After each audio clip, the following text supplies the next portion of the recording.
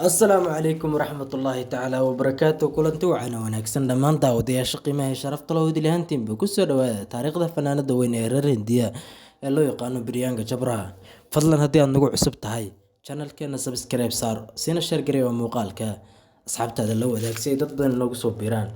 Priyanka Chopra waxay dhalatay 18 July sanadkii 1982.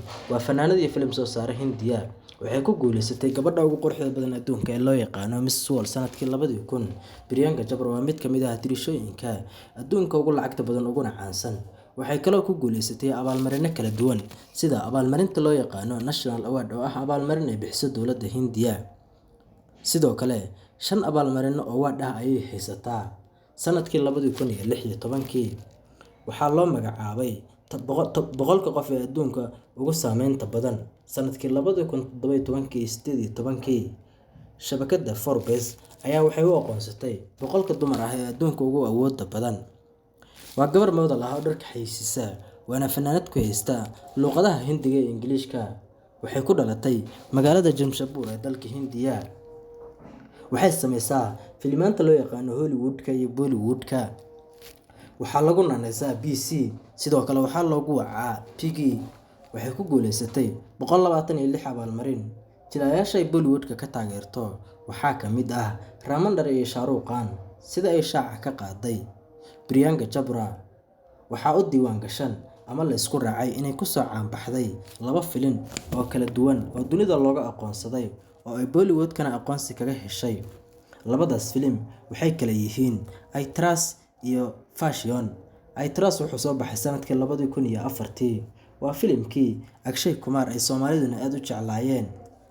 Fashion waa filimkii ay kaga hadlaysay nolosha dhabta ah iyo dhibaatada ay soo maraan gabdhaha moodalka ah.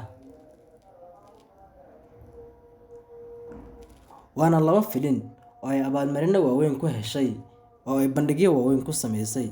Sidoo kale Priyanka Chopra waxay ka mid tahay 10 dumar ah ama 10 atirisha ee ugu quruxda badan Bollywoodka.